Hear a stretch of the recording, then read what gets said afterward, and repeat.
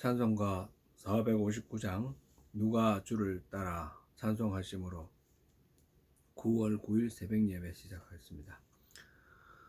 누가 주를 따라 섬기려는가? 누가 죄를 떠나 주만 따를까? 누가 주를 섬겨 남을 구할까? 누가 주의 뒤를 따라가려나? 부르심을 받아 주의 은혜로 주를 따라가네. 주만 따르네. 세상 영광 위에 따름 아니요 크신 사랑이네. 주만 따르고 주가 내려주신 은혜 힘입어 주의 뒤를 따라 힘써 일하네.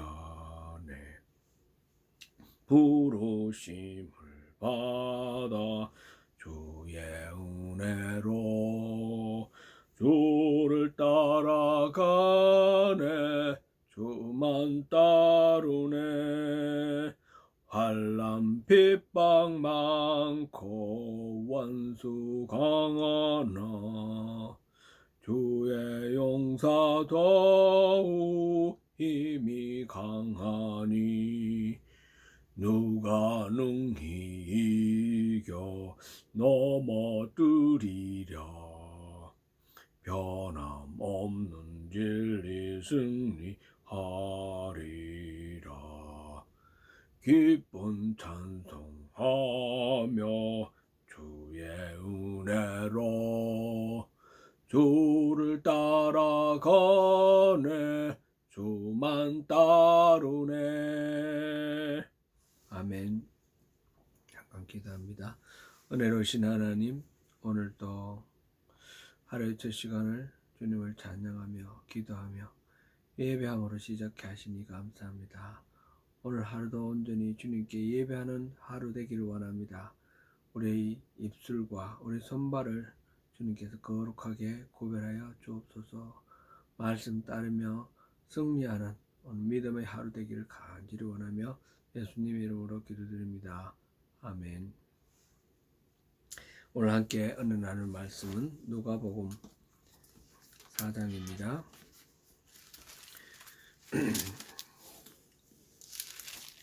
누가복음 4장 38절부터 44절까지 38절부터 41절까지 보시겠습니다. 41절까지입니다. 예수께서 일어나 회당에서 나가사 시몬의 집에 들어가시니 시몬의 장모가 중한 열병을 앓고 있는지라. 사람들이 그를 위하여 예수께 구하니 예수께서 가까이 서서 열병을 꾸짖으신데 병이 떠나고 여자가 곧 일어나 그들에게 수종되니라. 해질 무렵에 사람들이 온갖 병자들을 데리고 나오매 예수께서 일일이 그 위에 손을 얹으사 고치시니 여러 사람에게서 귀신들이 나가며 소리질러 이르되 당신은 하나님의 아들이니이다. 예수께서 꾸짖으사 그들이 말함을 허락하지 아니하시니 이는 자기를 그리스도인 줄 알미르라. 아멘.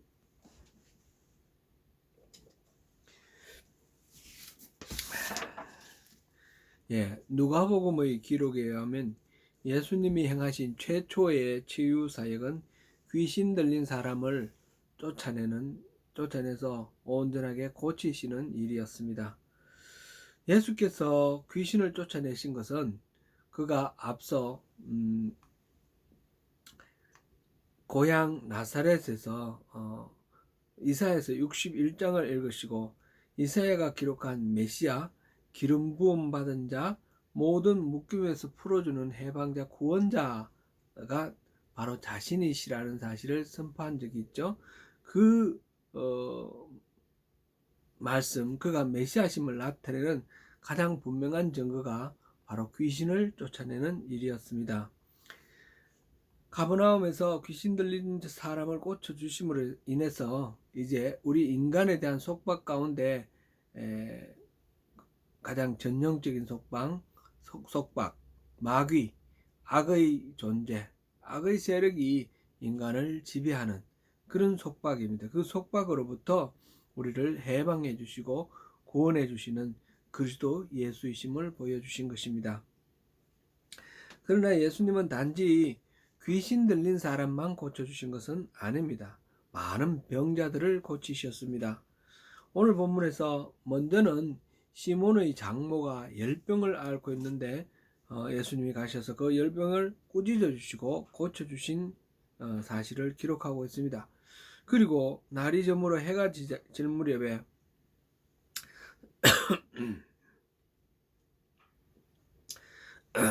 사람들이 온갖 병자들을 데리고 나오매 예수님께서 일일이 그 위에 손을 얹어 고치셨다 하였습니다.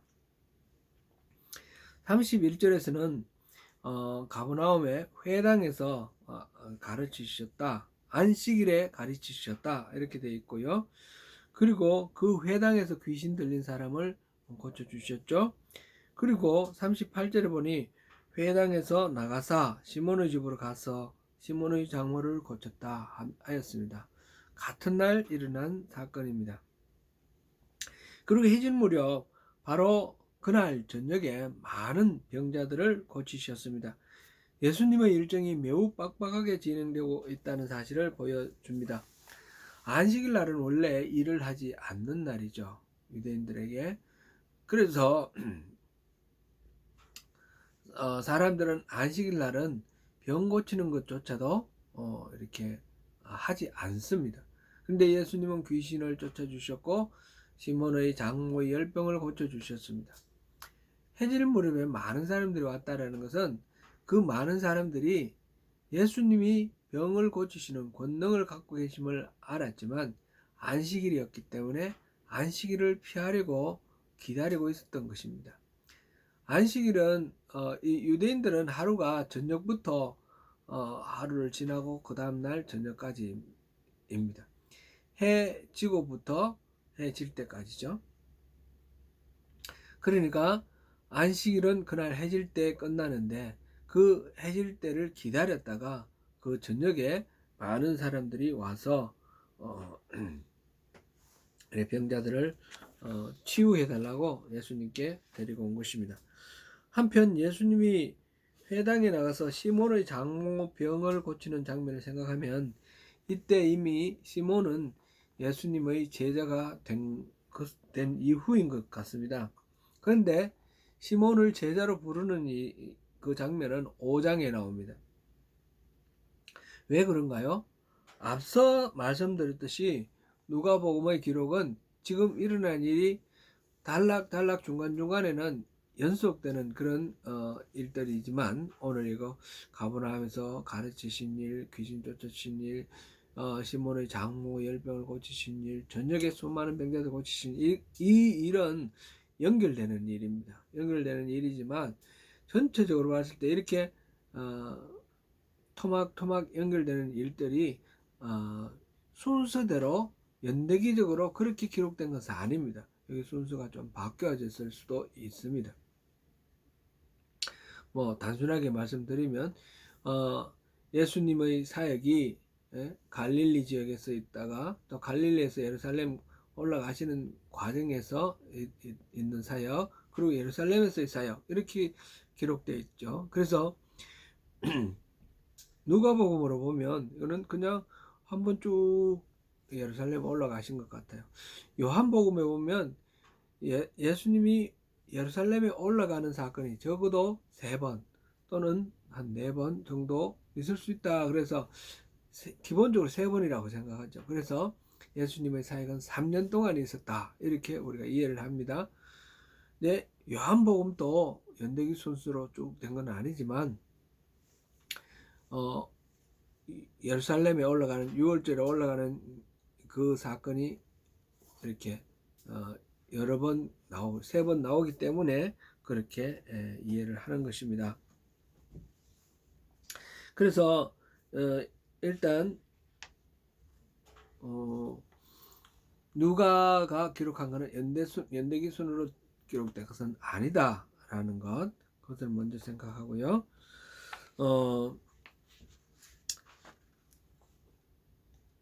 누가가 기록할 때는 이미 예수님의 그 행적에 대해서 기록해 놓은 그 자료가 있었다라는 것. 그 다음에 그 자료들을 참조하고, 그리고 누가 자신의 어떤 또 특별한 경험, 또 누구로부터 얘기 들은 것, 이런 것들을 종합해서 기록한 것입니다. 누가복음 2장에 보면, 1장 2절에 보면 처음부터 목격자와 말씀의 일꾼된 자들이 전하여 준 그대로 내력을 저술하였다, 이렇게 되어 있습니다. 여러 목격자와 일꾼들이 전하여 준 것, 그것이 먼저 자료들로 있었고, 그것을 바탕으로 해서 정리해서 기록한 것입니다. 누가는 의사였기 때문에 아마 특별하게 이렇게 의료적인 조언을 한다든지 병을 고치는 치료를 한다든지 하면서 예수님의 어머니 마리아와 특별한 어떤 교류가 있었을 것으로 짐작이 됩니다. 그 이유는 그 2장 19절에 보면, 누가복음 2장 19절에 보면 천사들이 목자들에게 한 말이 있습니다. 그 말을 목자들이 이 아기를 낳은 마리아에게 전해줬는데, 그 이야기를 마리아는 이 모든 말을 마음에 새겨 생각하니라, 이렇게 기록하고 있고요. 또 성결의식을 위해 성전에 찾아갔을 때 선지자 시몬이 한 말이 있습니다. 그 말에 대해서 그의 부모가 그에 대한 말들을 놀랍게 여기더라, 그런 말. 또 예수님이 12살 때 유월절을 지키러 예루살렘에 갔다가 부모들이 예수를 두고 그냥 고향을 돌아가다가 하룻길 간 후에 알고 돌아가서 3일 만에 찾은 그 사건이 있지 않습니까? 예수님이 성전에서 선생들과 토론하고 있는 그런 장면이었습니다. 그때 부모가 왜 여기 있었냐 꾸지람을 했는데, 예수님이 하신 말씀이 내 아버지 집에 있을 줄 알지 못하셨나이까 라고 질문을 합니다. 그럴 때에 그 어머니는 이 모든 말을 마음에 두니라, 2장 15절 말씀입니다. 이렇게 예수님의 그 수태고지부터 시작해서 잉태하는 과정, 그 다음에 태어나서 어릴 때의 과정, 이런 걸 성장 과정 통해서 남은 알기 어려운 어떤 내밀한 이야기들, 이런 것들을 이렇게 누가복음에 기록하고 있는데, 이것은 마리아와의 특별한 관계로 인해서 마리아로부터 들은 이야기가 아닐까, 그렇게 추정을 합니다. 그리고 그 외에 기본적인 것들은 누가복음 전체적으로 봤을 때 마가복음을 참조하여 정리한 것이라 생각합니다. 최근에 살펴본 가버나움 회당에서 가르치신 일, 그리고 귀신을 쫓아내신 일, 그 다음에 오늘 본 시몬의 장모 병을 고쳐주신 일, 저녁에 많은 사람들의 병을 고친 기록들, 이거는 모두 마가복음에 나옵니다.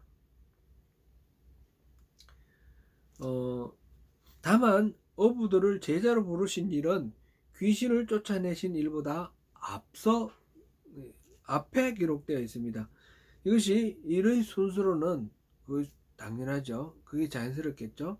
그래서 제자들을 이미 부르셨고, 그 중에 시몬이 있었는데, 시몬의 장모가 열병에 걸린 걸 나중에 알게 되고 고치고, 이렇게 하는 것이 자연스러운 순서이죠. 이것을 보면 누가복음이 마가복음을 참고로 했을 때 어떤 관점에서 순서를 재조정해서 정리했다, 이렇게 볼 수 있습니다. 마태복음, 마가복음, 누가복음에는 이 세 가지는 관점이 같다 그래서 공관복음이라 하는데, 여기에는 동일한 사건들을 기록하고 있는 공통된 기록이 많이 있습니다. 그런데 이 세 기록을 이렇게 같이 두고 보면 마가복음이 가장 원형에 가깝습니다. 원래 것에 가깝습니다. 예를 들어서 간단하게 기술된 것이 있고 그게 여러 가지 설명이 덧붙여서 복잡하게 기록된 것이 있다 그러면 먼저 된 것은 어느 거냐? 간단한 게 이게 먼저 된 겁니다. 이건 이제 역사를 공부를 할 때 우리가 배운 사료 비판의 가장 기본적인 것 중에 하나인데요. 그렇게 볼 때 마가복음이 가장 드라이하게 팩트를 기록하고 있고 마태복음과 누가복음은 그게 또 해설과 또 살을 붙여서 그 장면을 더욱 생생하게 그리기 위해서 이렇게 보완했다라는 것을 우리가 알 수 있습니다. 이 마태복음과 누가복음에는 마가복음에 기록되어 있지 않는 다른 어떤 공통된 사건들도 있습니다. 이건 어떻게 된 것일까? 이것도 또 다른 하나의 자료들이 있었을 거라고 생각합니다. 신학자들은 이거를 Q복음이라고 합니다. 마가복음과 Q복음을 기초로 해서 이 누가복음이 기록되었고 마태복음도 기록되었고 거기다가 마태와 누가 독특한 자기 자신의 어떤 누구로부터 들은 이야기, 관찰한 이야기, 목격한 이야기들이 보태어져서 그렇게 마가복음, 마태복음, 마가복음, 누가복음이 각각 이렇게 기록되었다 이렇게 보는 것이죠.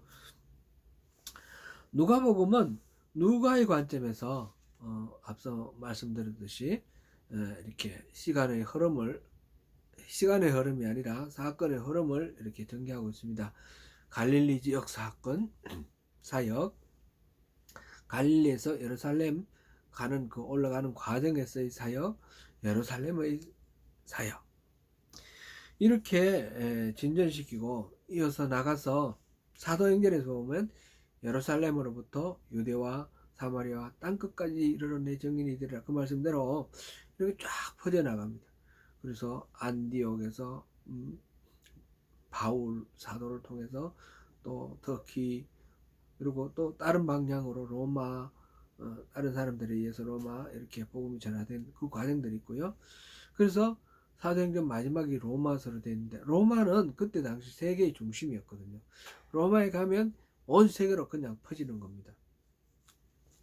이런 식으로 해서 예수님이 말씀하신 하나님 나라의 복음 이것이 온 세계 모든 인류들에게 전해져서 모든 사람들이 주님을 믿고 하나님의 그 창조되었을 때 원래의 모습대로 하나님의 자녀로 회복되는 그 과정을 쭉 기록한 것이죠. 이게 누가복음의 어떤 방향성입니다. 예수님이 이런 것을 우리 참고하면서 누가복음을 보면 되겠고요. 예수님이 병자를 고칠 때 여러 사람에게서 귀신들이 쫓겨나갔습니다. 귀신들이 나가면서 소리를 질러 이르기를 당신은 하나님의 아들이시니이다 이렇게 말합니다. 예수님이 꾸짖으며 그들이 말하지 못하도록 하셨는데 예수님이 하나님의 아들이라는 사실은 귀신들이 맨 먼저 알았습니다. 앞에 34절에서 하나님의 거룩한 자니이다 라고 이렇게 했는데 여기서는 하나님의 아들입니다 이렇게 되어 있어요. 마가복음에서는 예수님이 누군지 알았다 이렇게 기록되어 있고요. 예수님이 하나님의 아들이라는 사실을 제자들이 알고 고백한 그 첫 번째 사례는 베드로입니다. 베드로가 가이사랴 빌립보에서 예수님께서 사람들이 나를 누구라 하느냐 물어보시고 너희들은 나를 누구라 하느냐 이렇게 물으셨을 때 주는 그리스도시요 살아계신 하나님의 아들이십니다. 이런 고백이 바로 시몬 베드로의 고백이죠. 예수님께서는 이 베드로의 고백을 너무너무 기뻐하셨어요. 그래서 그 고백 위에다가 교회를 세우시고 천국의 문을 여는 열쇠를 주신다 하셨습니다. 그러니까 주가 그리스도시고 하나님의 아들이라는 이 고백은 어마어마한 고백입니다. 어마어마한 특권이 달려있는 그런 고백입니다. 이것이 바로 믿음인 거죠. 우리의 믿음 핵심이죠. 지금 귀신들이 예수님을 향해서 당신은 하나님의 아들입니다, 이걸 말했어요. 근데 귀신들은 구원받지 못했어요. 구원받은 것 같지 않아요. 왜 그렇습니까? 그들은 사실 팩트를 아는 것은 알았지만 그 팩트를 가지고 믿음으로 받아들이고 예수님을 구세주로 이렇게 인정하고 순종하고 따르는 그런 길을 선택하지 않았기 때문에 그렇습니다. 그들은 본질적으로 예수님을 적대하는 마귀이기 때문에 그렇죠. 나중에 이 주님을 믿고 신뢰하는 건 참 어려운데, 나중에 이제 나사로가 죽었을 때 예수님께서 왔습니다. 그럴 때 마르다와 마리아, 나사로, 이렇게 3남매가 한 집안이죠. 마르다가 동구밭까지 예수님을 마중 나왔습니다. 그랬을 때 마르다가 예수님께 당신은 새로이 오시는 그리스도, 하나님의 아들입니다, 이렇게 고백을 해요. 세상에 오시는 하나님의 아들입니다. 그런데 예수님께서 너 오라비가 살아날 거다, 그렇게 말씀하시는데 그거를 믿지 못합니다. 예, 부활의 날 살아나겠지요? 예수님이 조금만 더 일찍 오셨더라면 좋았을 뻔했습니다. 이런 식으로 예수님을 온전히 믿지 못합니다. 우리 눈에 보이는 현상이 어떠하든지 우리는 하나님의 약속을 믿는 것입니다. 그것이 믿음입니다. 사랑하는 성도 여러분, 바쁜 일상과 코로나로 인한 불편한 상황 가운데서도 교회 이사를 위해서 또 아낌없이 시간을 투자하시고 열정을 투자하시는 여러분 노고에 깊이 감사를 드립니다. 마치 열병에서 일어나자마자 주님을 수발하고 섬기는 시몬의 장모처럼 열심히 하나님을 섬기시고 또 교회를 세우기 위해 애쓰시는 여러분의 그 노고를 하나님께서도 기뻐하실 것입니다. 상황과 환경이 어떠하더라도 신실하신 하나님을 믿고 그 약속을 믿고 신뢰하는 가운데 우리의 삶을 주님께 의탁하는 참된 믿음으로 주님께 나아가고, 그리하여 우리 주님이 예배하신 그 참된 구원, 참된 해방, 그 자유를 마음껏 누리시는 저와 여러분이 되시기를 축원합니다. 기도하겠습니다. 은혜로우신 하나님, 오늘도 말씀 가운데 우리를 다시 일깨워 주심을 감사드립니다. 수많은 병자들이 주님 앞에 나와 그 병을 고침받을 때 귀신들이 떠나가면서 주님을 하나님의 아들이라 말했습니다. 귀신들이 귀신같지 않았지만 그것을 진정으로 마음을 받아들이고 주님을 주로 영접하지 않아서 귀신들에게는 그것이 아무 의미가 없었습니다. 베드로의 고백, 주는 그리스도시요 살아계신 하나님의 아들이십니다 라는 고백이 그 베드로의 그 고백 위에 교회를 세우게 하시고 천국의 문을 여는 열쇠를 얻게 하신 그런 엄청난 고백이라는 사실을 다시 한번 생각합니다. 주님은 우리의 구세주시고 우리의 주인이십니다. 우리를 구원하셨을 뿐만 아니라 우리 일상의 삶에 늘 주인이 되십니다. 주님을 믿고 의뢰하며 주님의 말씀대로 순종하며 살아가는 가운데 참된 주님의 그 구원을 누리는 그리스도인 되기를 원합니다. 주님 항상 우리의 주인 되어 주시옵소서. 오늘 하루도 온전히 주님께 의탁하며 예수님 이름으로 기도드립니다. 아멘. 네, 계속해서 더 깊은 묵상 또 기도로 오늘 하루 시작하시기 바랍니다. 감사합니다.